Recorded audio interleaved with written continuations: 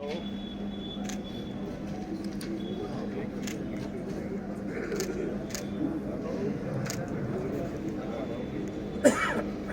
अध्यक्ष पद पर निर्वाचित होकर सत्य निष्ठा की शपथ लेता हूं कि मैं अपने पद का कार्य ईमानदारी, निष्पक्षता एवं सत्य निष्ठा के साथ करते हुए बार की गरिमा, परंपरा एवं अनुशासन को बनाए रखने का पूर्ण प्रयास करूंगा।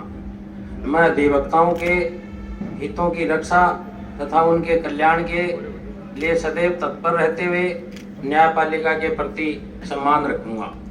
मैं बिना किसी पक्षपात, निजी लाभ व दबाव से प्रभावित हुए बार के संविधान व नियमों का पूर्ण पालन करूंगा एवं सदैव विधि व्यवसाय की मर्यादा एवं नैतिकता को बनाए रखूंगा। एडवोकेट अभिभाषक संघ नवलगढ़ के उपाध्यक्ष पद पर निर्वाचित होकर सत्य निष्ठा की शपथ लेता हूं कि मैं अपने पद का कार्य ईमानदारी, निष्पक्षता एवं सत्य निष्ठा के साथ करते हुए बार की गरिमा, परंपरा एवं अनुशासन को बनाए रखने का पूर्ण प्रयास करूंगा। मैं अधिवक्ताओं के हितों की रक्षा तथा उनके कल्याण के लिए सदैव तत्पर रहते हुए न्यायपालिका के प्रति सम्मान रखूंगा। मैं बिना किसी पक्षपात, निजी लाभ व दबाव से प्रभावित हुए बार के संविधान व नियमों का पूर्ण पालन करूंगा एवं सदैव विधि व्यवसाय की मर्यादा एवं नैतिक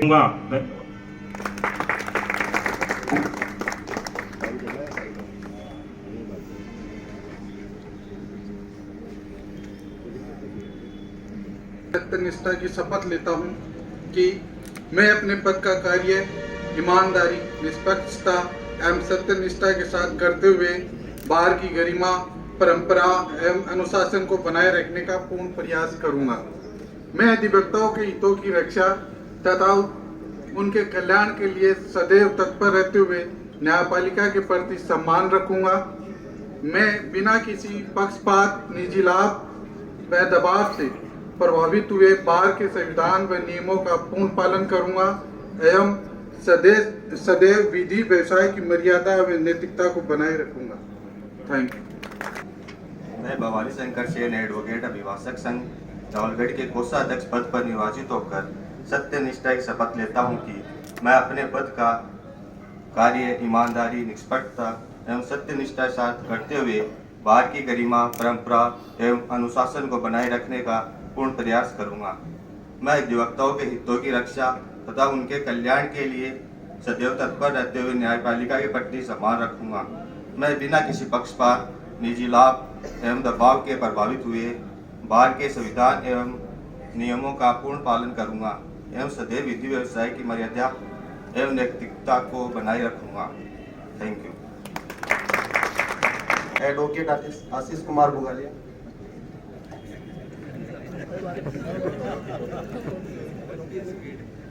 मैं कुमार बुगालिया अभिभाषक संघ के सह सचिव पद पर निर्वाचित होकर सत्यनिष्ठा की शपथ लेता हूं कि मैं अपने पद का कार्य ईमानदारी, निष्पक्षता एवं सत्यनिष्ठा के साथ करते हुए बार की गरिमा, परंपरा एवं अनुशासन को बनाए रखने का पूर्ण प्रयास करूंगा। मैं अधिवक्ताओं के हितों की रक्षा तथा उनके कल्याण के लिए सदैव तत्पर रहते हुए न्यायपालिका के प्रति सम्मान रखूंगा।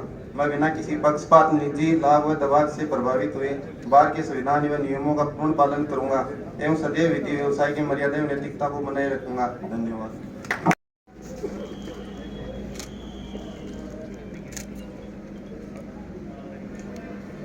ठीक है।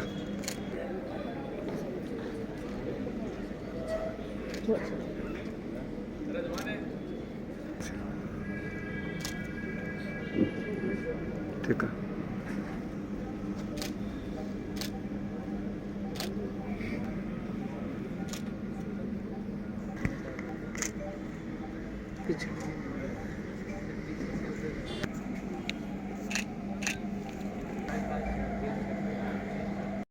सभी को मेरा नमस्कार। मेरे प्रधान न्यायाधीश रवि चिरानिया जी, जिला एवं सत्र न्यायाधीश दीपा जी, नव निर्वाचित अध्यक्ष सज्जन जी, निवर्तमान अध्यक्ष संपत जी, सभी वरिष्ठ अधिवक्तागण, साथी अधिवक्तागण, न्यायिक अधिकारीगण और सभी नागरिकगण, आज बड़ा अच्छा लग रहा है कि नवलगढ़ और झुंझुनू क्षेत्र को उनके परमानेंट संरक्षक जज मिल गए, क्योंकि पता चला कि उन्हीं की जन्मभूमि है। तो आप सब बड़े सौभाग्यशाली हैं जब आपके पास एक परमानेंट रिप्रेजेंटेशन हाई कोर्ट में है। तो सारी जो समस्याएं हैं उनका समाधान रवि जी के पास।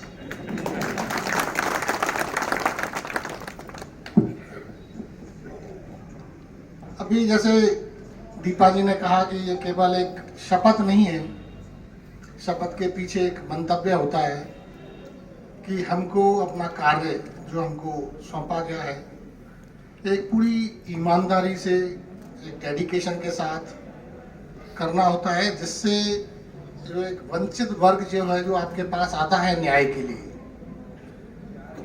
तो हम एक कलेक्टिव एफर्ट्स के साथ उसको न्याय प्राप्ति में हम सहायक बनते हैं। और इस पूरे प्रोसेस में जैसे रवि जी ने कहा कि एक अधिवक्ता का रोल एक बहुत इम्पोर्टेंट रोल होता है।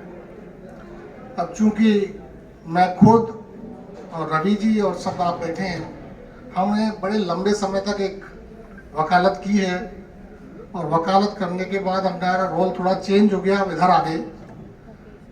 लेकिन जैसे रवि जी ने कहा कि अधिवक्ता निकलता नहीं है, तो मैं उनसे जरूर निवेदन करूंगा कि उनके पास बड़ा लंबा समय है न्यायाधीश के रूप में कार्य करने का, कि वकील को कभी निकलने मत देना, उस वकील को अपने अंदर जिंदा रखना। क्योंकि जब एक न्यायाधीश जिसके अंदर वकील जिंदा है, जब वो फैसला करता है तो निश्चित मानिए वो एकदम ईश्वरीय फैसला होता है, ईश्वरीय कलम है वो, और बिल्कुल निष्पक्ष। और क्योंकि क्या होता है, वकील का काम होता है अपने काम को, अपने बहस को जज को कन्विंस करना, कोर्ट को कन्विंस करना। तो उसमें इतना इम्पोर्टेंट रोल होता है वकील का कि जैसे इस स्तर पे जब हम वकालत करते हैं, जैसे हमारे वरिष्ठ अधिवक्ता जो हैं मौजूद हैं, ये क्या है, वो ज्ञान की पूंजी है, ये असेट्स हैं हम लोगों के लिए, तो हम लोग इनसे सीखते हैं। क्योंकि चीज़ें क्या है कि केवल कानून की किताब से हम नहीं सीख सकते।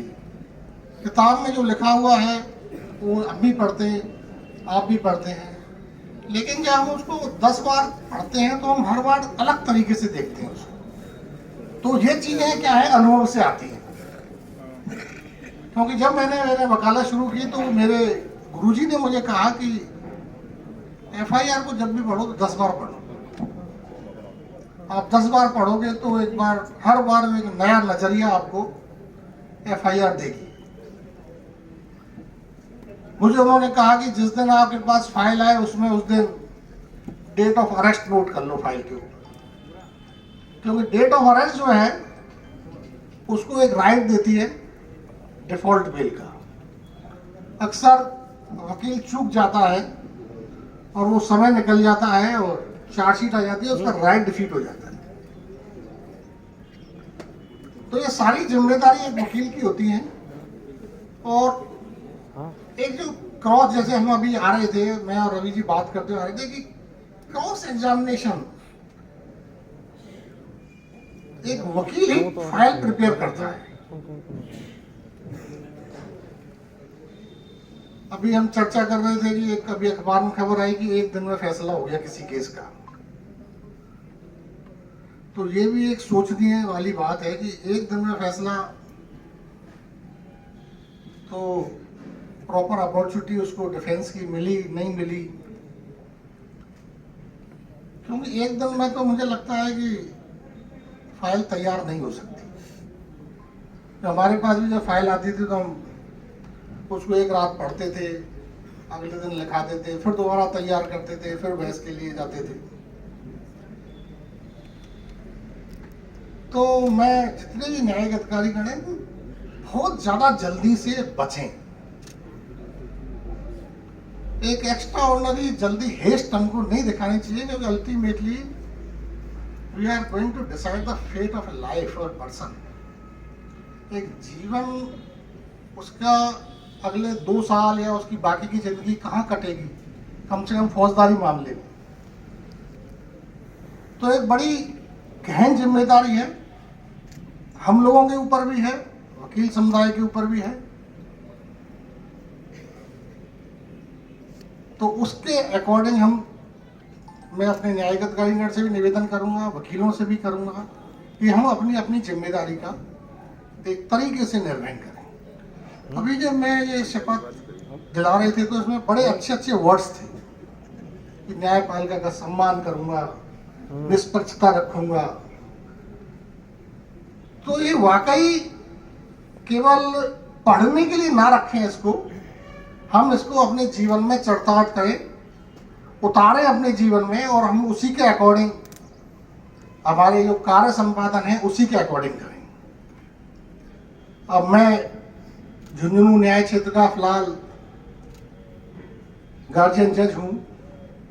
अभी मुझे आपके अध्यक्ष महोदय ने बताया कि ये जो भवन जिस भूमि पे बना हुआ है, ये भूमि न्यायालय की नहीं है। ये एक बड़ी गंभीर बात है कि न्यायालय के पास अपना खुद का कोई भवन नहीं है। तो मैं जाते ही अपने वरिष्ठ न्यायाधीशगण से और चीफ साहब से मैं बात करूंगा कि इसमें हम क्या कर सकते हैं। और अभी मैं निकट भविष्य में जल्दी आऊँगा, और प्रशासनिक अधिकारीगण हैं जिसमें जिला कलेक्टर हैं, उनसे बात करेंगे कि या तो हमको यही ज़मीन अलॉटमेंट की जाए, या कोई नज़दीक कोई नया ज़मीन हमको उचित जगह पे, जिसमें न्यायालय भवन, अधिवक्ताओं के चैम्बर आदि की जो सुविधा है पूर्ण की जा सके। आप लोगों ने याद किया, मुझे क्या हमेशा बड़ा अच्छा लगता है वकीलों के बीच में आने में। माननीय न्यायाधिपति श्रीमान अनिल हुक्मन साहब, माननीय न्यायाधिपति रवि चिरानिया साहब, माननीय जिला न्यायाधीश दीपा जी गुजर,